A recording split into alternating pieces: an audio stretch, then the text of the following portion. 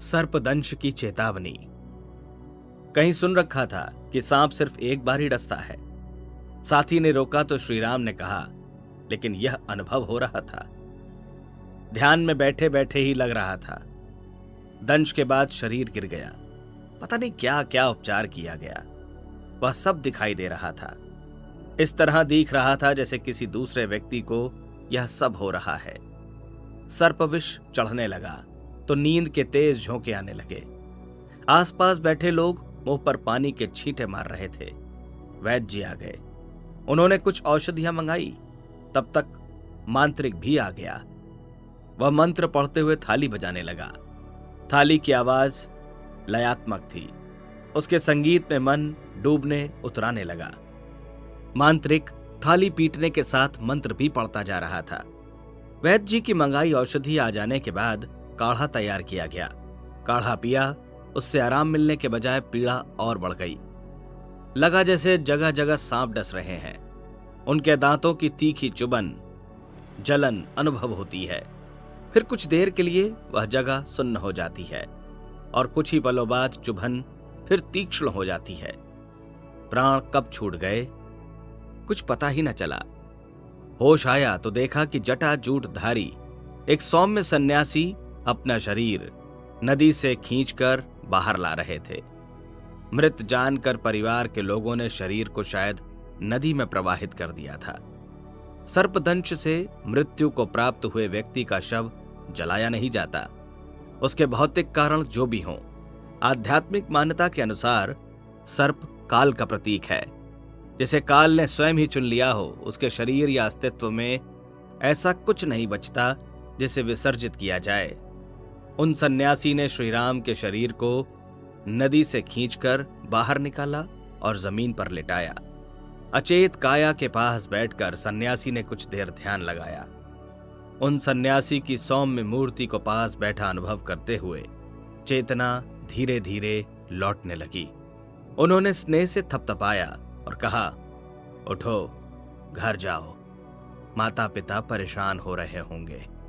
सन्यासी का यह आदेश सुनकर उठने का उपक्रम किया तो अगला संदेश यह आया, अब दोबारा यहां मत आना, घर में बैठकर ही ध्यान लगाना।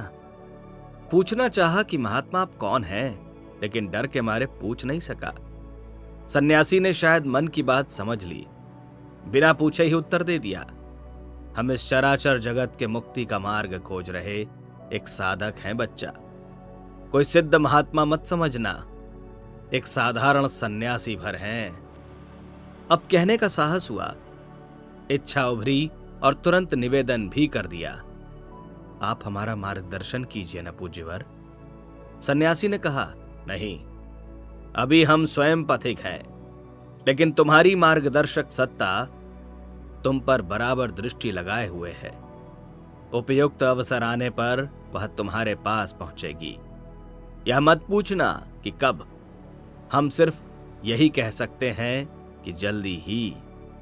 आश्वस्त रहना और किसी को अपना गुरु बनाने की जल्दबाजी मत करना। सन्यासी आगे कुछ और भी कह रहे थे। क्या कहा वह याद नहीं रहा। अंत में सिर्फ इतना ही सुनाई दिया कि अब उठ जा। और आंख खुली तो सामने पिता को विचित्र स्थिति में विलाप करते हुए देखा। उठकर उन्हें प्रणाम किया। बाद में जो हुआ वह सभी को मालूम है। पिता ने समझा कि यह घटना भागवत कथा सुनाने के कारण हुई।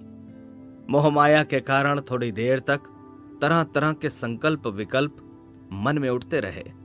फिर कहा, प्रभु को जो स्वीकार है वही होगा। श्री राम के लिए ईश्वर ने कुछ नियत कर रखा है, तो हम लोगों में से कोई भी क्या कर सकता है। संतोष करना चाहिए। कुछ देर मन को ढांढस बंधाते, फिर वापस पुत्र मोह में डूब जाते।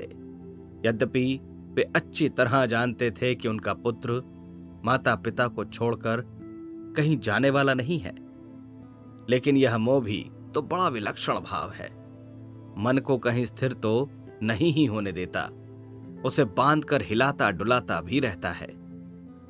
पंडित जी ने उसी क्षण निश्चय कर लिया कि वे पुत्र को भागवत कथा नहीं सुनाएंगे, साधु संतों और वैरागियों के बारे में नहीं बताएंगे, उन्हें पास फटकने भी नहीं देंगे।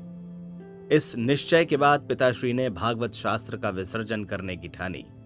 जब भी कोई उपदेशक कथा प्रवचन से विराम लेना चाहता है तो पूर्णाहुति का आयोजन करता है।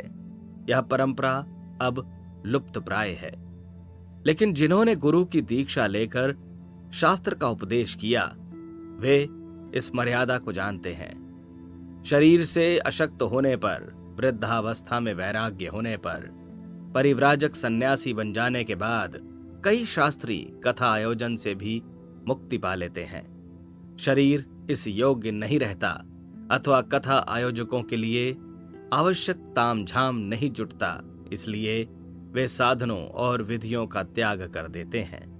पिताश्री ने वंश परंपरा में असमय सन्यास का उदय होते देख भागवत की पोथी का विसर्जन करना चाहा। उसके लिए 21 ब्राह्मण बुलाए, यज्ञ आयोजित किया और पूर्णाहुति के रूप में भागवत शास्त्र वासुदेव मंदिर में स्थापित कर दिया।